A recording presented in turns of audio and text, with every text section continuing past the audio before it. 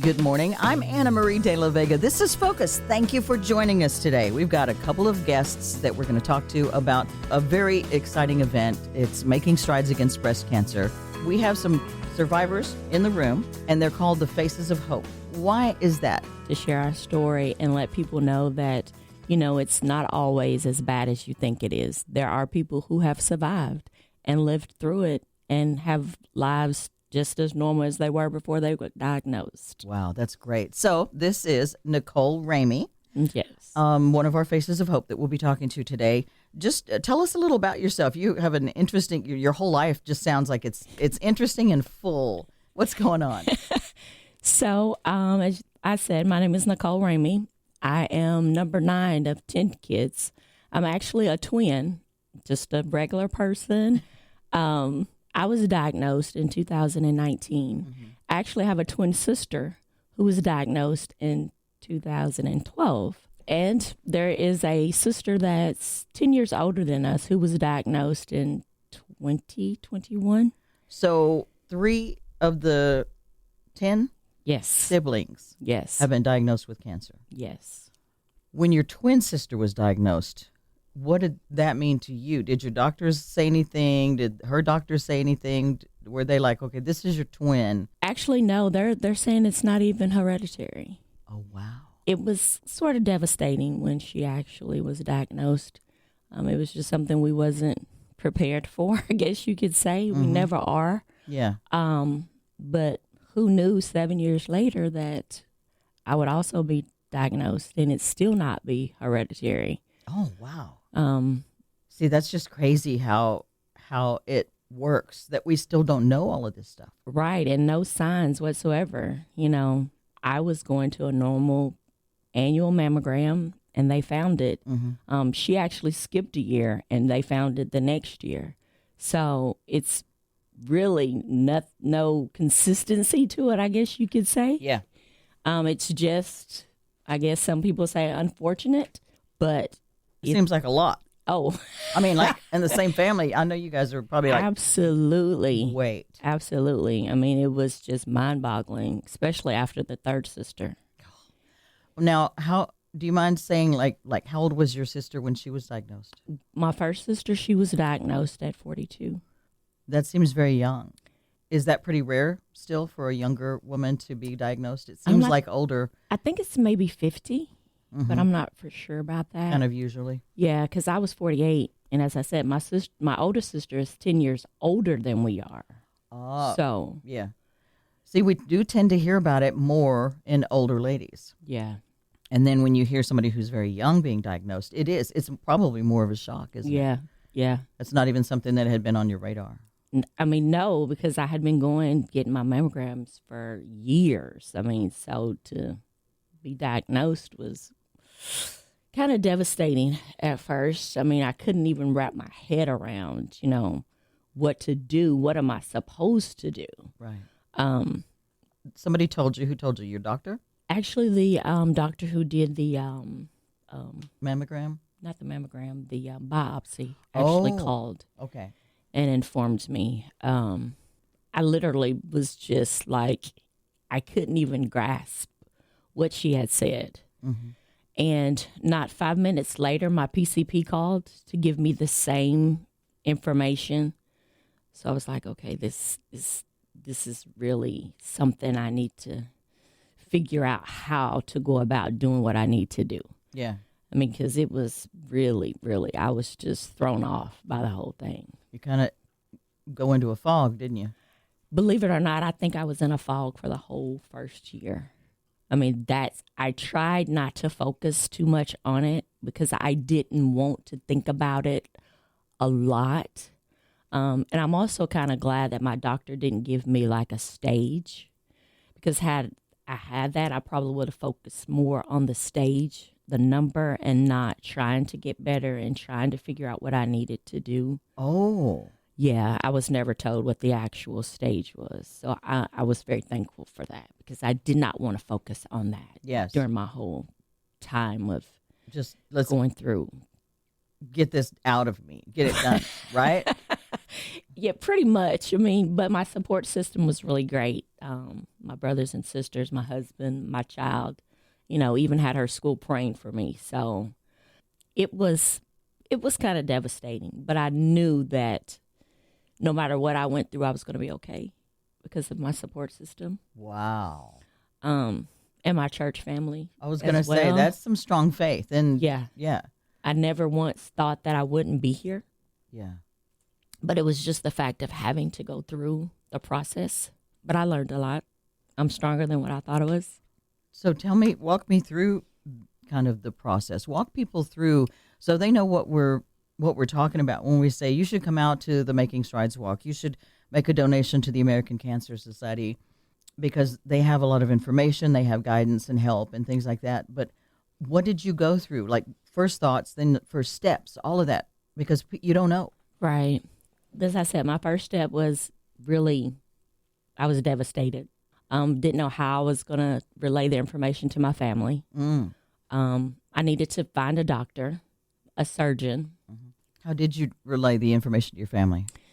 I actually called each one of them. I didn't want to, text. We have a group text. I said, no. So I called each individual one and sort of, told them what was going on. And they were all very supportive. Like, how do you break that news to someone? Well, it wasn't as hard as I thought it would be because my sister had already gone through it. But also my mother had been diagnosed with lymphoma cancer as well. So we were pretty familiar with the process. But they were all supportive, whatever I needed. They said they would be there to help me. Mm-hmm. And I just sort of reached out to like my sister, who her doctor was, what was the process, did she like her doctor? Did everything go the way she should have thought it had gone? Mm-hmm. And then I also called my OBGYN who referred me to my actual doctor. Mm-hmm. And just because I know a lot of people who've already had it, that was helpful as well. Oh, wow. So I found a doctor, went, met him, very, very nice. Mm-hmm. He actually gave us his phone number and said, I know you probably don't have any questions now, but you may have some later on. Please feel free to call me. Oh, my God. Don't matter when. And I told my husband, I said, most doctors wouldn't do that. I don't think so. I said, so this is the person that we're supposed to, be doing this with. And, of course, he has a surgeon that he worked with. So I had all of it in the same package. Thankfully, I didn't have to go through chemo, but I did have to have 28 rounds of radiation. 28 rounds of radiation. So what does that mean? What does one round of radiation look like? And one round of radiation is like they actually focus on that one particular area, and it's like 15 minutes where they just radiate that one area. I actually went after work every single day for 28 days. I was even there on my birthday. Oh, my goodness. But you were doing something to get more birthdays. Yes, I bet you had that positive attitude, didn't you? I did. I didn't miss a day of work. I mean, my doctor asked, do you want to, take off? I said, no, as long as I can handle it, I will continue to, just go after work every day. Mm-hmm. I did. Survived it. I think people don't know what to expect. You had people in your life who had cancer before. Mm-hmm. Does radiation make you feel bad? What does it do? Is it just like... Actually, it didn't make me feel bad at all. Yeah. I mean, I guess, and mine was later in the day, so it was after 5. Yeah. So by that time, I was already at home, preparing to go to bed. So, yeah, I had no side effects from radiation. That's fantastic. I know my mom and sister did, but I didn't. What kind of side effects? Nausea, not being able to eat. Mm. Because I think things have come so far. Absolutely. I mean, thanks to the American Cancer Society, thanks to research, thanks to funding, thanks to people donating. Absolutely. To help continue the research. A lot of times people donate in memory of or in honor of someone. But now we have people right here sitting in this room who are survivors and faces of hope. Yeah. What did you also find out along the way about how cancer affects women of color. Well, I found out that it is the leading cause of death in women of color. It's the second in women in general. I just think it's, something we really need to focus on. Yeah. I mean, if it's that devastating, it's something that we definitely need to pay more attention to and research to actually cure it. Yeah. And the way that Faces of Hope is, we encourage people to give to this definitely awesome cause. Yeah. To help those of us who have survived to do what we need to do to continue to still live healthy lives after it's over.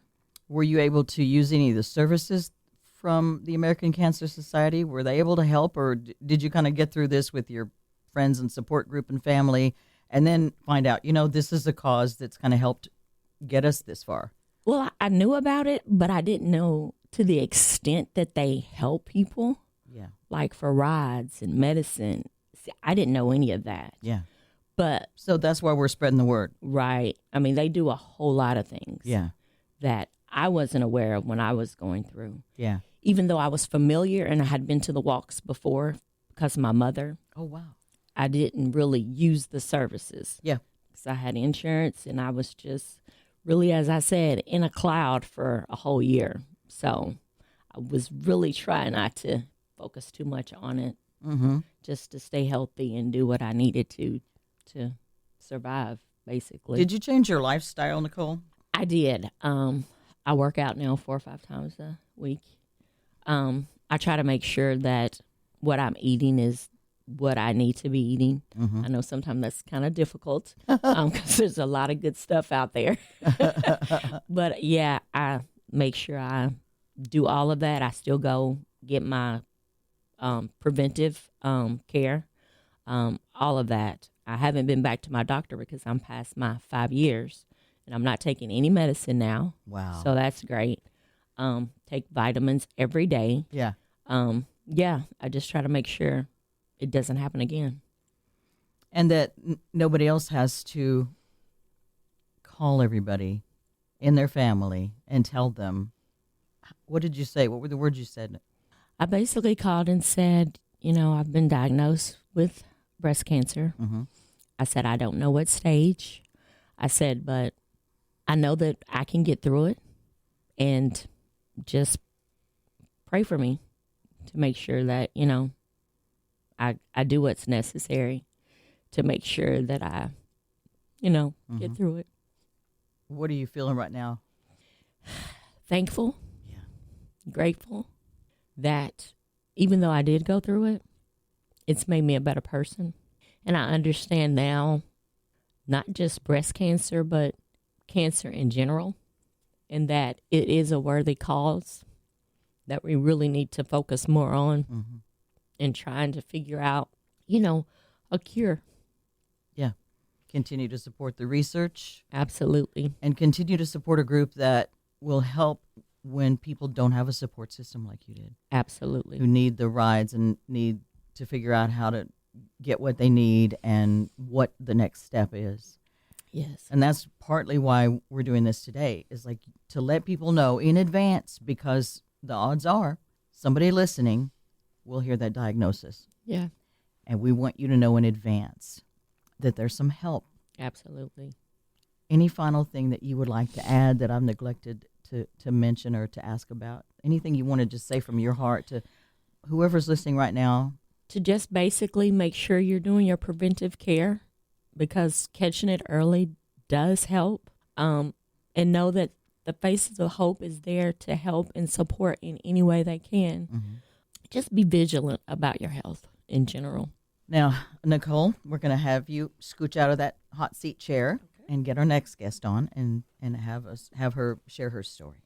My name is Dominique Weekly. I was diagnosed at age 33. I'm the third generation of my family to be diagnosed. Third generation. Yes. Now, Dominique, we just talked to Nicole, who has 3 people in her siblings, among her siblings, who have been diagnosed, but it apparently was not a hereditary type of cancer. What about you? You said third generation. Does this mean it's hereditary or just like coincidence? It is hereditary. So getting into me being the third generation, my maternal grandmother, my mother, her daughter, and my aunt, her daughter, and of course my mom's sister, were all diagnosed at one point.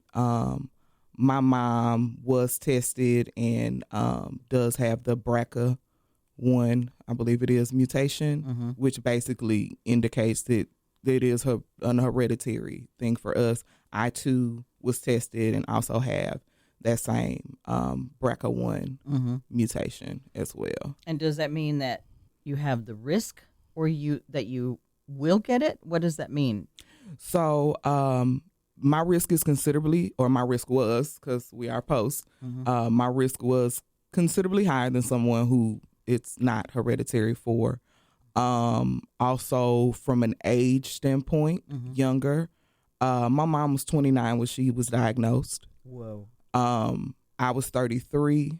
My aunt was, I believe, in her late 30s at the time. And that is young. Mm-hmm. Mm-hmm. How did you find out? Oddly enough, I was putting on lotion and felt a lump, and because the family history is extremely thick, I kind of had a good indicator of what the possibility was. Yeah. So for me, it was more about going to the doctor for confirmation. Versus I'm not sure. But I actually, like I said, I found my lump on my own. Just like I said, very much just putting on lotion, getting dressed. What did you think? What ran through your mind? And how did you, were you like, here we go? Or were you like, oh? I was sad. I was like, darn. I thought, I just, you never, even with as much family history as I had, you just never think it'll be you. Yeah. You don't ever think it'll be you. Maybe I'll get lucky. You hope, yeah. You hope it'll skip. It'll hop over. Because it could have. Absolutely. Especially because I don't have any children, but at that point my mom already had 2 children. My aunt already had a son, so like, my hope was, okay, I won't have to deal with this maybe until I have kids. That was the, right. A thought that I had, not that's necessarily grounded in any truth, but that was just, just a hope, know. Yeah. But I think the biggest thing is just that it like, darn, me too, was just being sad that I was in the number. Did they do a biopsy? What did they have to do? Yes. So I had you only need one good doctor. The OBGYN I went to also was my mom's doctor, and my process actually started with him. I feel like I already had an appointment. I feel like it's been a few years ago because I was diagnosed back in 2019. But I think I already had an appointment on the books with him, and then got me an appointment with did mammograms and ultrasounds based on what I'd said I'd found. And of course, because he was already my mom's doctor, he was like, okay, we got to be on top of this. Yeah. So I know that definitely helped me out considerably. So at that point, that's the other thing that is interesting is prior to finding my lump, I'd actually never had a mammogram because of my age, obviously. Even with my mom's history, I hadn't had a mammogram prior to diagnosis. Because the recommendation is to start when? I want to say the recommendation is to start at 35. And I was, like I said, I was 33 when diagnosed. Yeah. So. And I don't think it was 35. That's for forever. Yeah. Oh my God. Years and years ago, back when my mom was diagnosed, like I said, she was 29 at the time. I think it was 50 back then. Yeah, that's what I was thinking. So it's definitely been, some updating on, on that front. But so my unfortunately my first mammogram was whoa. was like I said, was more of a confirmation. But I did a mammogram and I did an ultrasound. And like I said, then had the appointment with the breast surgeon. And they did do biopsy. But like I said, I kind of for me, it was, unfortunately, I guess you could say to some degree, fortunately, unfortunately, depending on who you ask, it was more confirmation Yeah. than anything else for me. From there, at one point, I was going to the doctor like every week. I remember back then, I used to do my physicals and stuff around my birthday. Needless to say, we don't do that anymore. So when do you do your physicals now? Now I try to, I generally summer or early in the year. I try to, but I avoid my birthday because I had a birthday trip going up, and I remember saying to my breast surgeon after he did my biopsy, like, I'm going out of town. I don't want to hear about it until I get back. Oh, I don't want to know until I get back. My birthday is in a couple of days. I don't want to know about it until I until I get back. And from there it was definitely very much a lot of appointments. Having the appointment with, I did have to do, because I was so young, and because of that BRCA1 mutation, the recommendation number one was to be as aggressive as possible. So I did do both chemo and radiation. I also did a bilateral mastectomy, which means I had both breasts removed. okay. I did have the option. Shout out to my breast surgeon.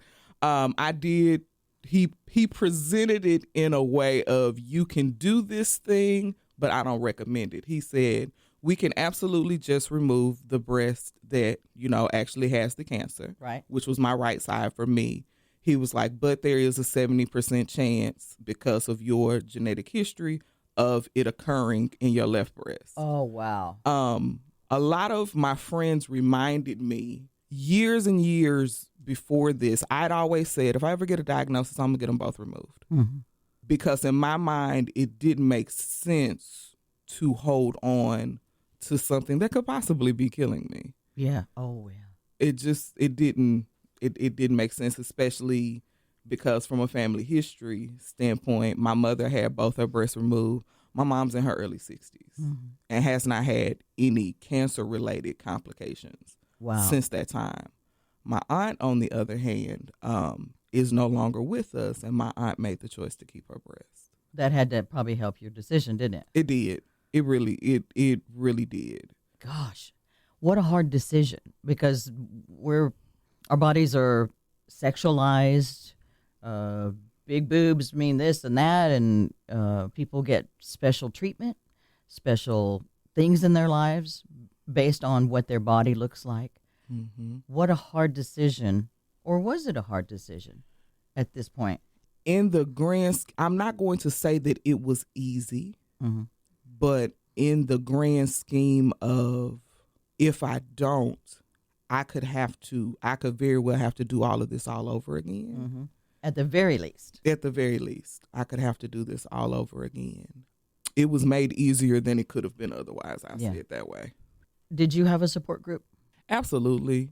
Of course, because my mom had already been through it, in addition to just being I don't even know if support is accurate. She was almost to some degree a goal for me, because at that point, she was, like I said, mom's in her early 60s now. At that point, she was 25 or so years post her, post her diagnosis. So very much, if she survived it, I can too. Yeah. Very much that. But I absolutely had a great support system. My church came through for me. I had friends and stuff. One of my really good friends, in addition to sitting with me, she was taking me to doctor's appointments, and I had people who would sit with me for chemo and things of that nature. So I had a phenomenal support system, in addition to having really good doctors. So what is chemo like these days? I know I had seen one person share that when she went in to get treatment, they have new caps that are cold caps to keep people's hair from falling out, or they have different developments these days to help things. It's definitely come a long way. Chemo is not fun. I don't recommend it for anybody. Oh, it's just not. No. It's because cancer was easy. Chemo was hard. Because it absolutely makes you sick.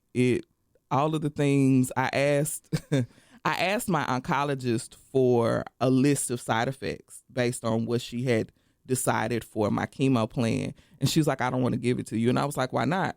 She was like, because if you see it, you're going to say no. Oh. You're going to not want to do it because the list of side effects is absolutely that long. So it was definitely the first set of chemo I did, because I did 2 different chemo medications. But that first one was absolutely terrible. And what was really stressful was the fact that, they give you a medicine, they give you prednisone, which is a steroid, as a pre-med. And so you don't feel as bad afterwards, but you do feel bad in the following days. Mm-hmm. And by the time you feel better, it's time to go back to chemo. Oh, so it was definitely a very interesting ride for sure. When Nicole said she felt like she was in a fog for the first year, I saw you nodding your head like, yes. I had to emotionally detach, because had I been emotionally involved, I wouldn't have done anything they told me to do. I'd have railed against every suggestion that the doctors had, every plan that they had. I wouldn't have wanted to do it. One of my last emotional responses was actually hair related. I remember it very clearly. I had already done my first chemo appointment, and before your hair falls out, it actually softens, and I didn't know that. So I was in the shower right before my next chemo appointment, and it was time to wash my hair because it had been a couple of weeks. So I was combing through my hair, and my comb went through too fast. So I had a complete and utter meltdown, thinking I done combed out a chunk of my hair. I got to go to the doctor. I got to figure out how I'm not walking here looking crazy. And it turns out I hadn't combed out my hair. Everything was fine. But then it was an appointment where I had to see the doctor before chemo. And my doctor walks in the room and she's like, oh, you still have your hair. Oh. And I remember thinking, okay, so. Whoa. I remember being very, very angry in that moment and was like, no, we can't be that. We can't be that, because we need to survive this, and anger is not going to help us survive this. But yeah, so that was the short of the response I had on that table when she felt like I should be bald headed, and I had a whole meltdown. Not even 3 hours, Yes. 3 hours prior. I made the decision then. We're going to do what we have to do to survive this. Yeah. And we're gonna go through it as best we can. Now, how many years out are you?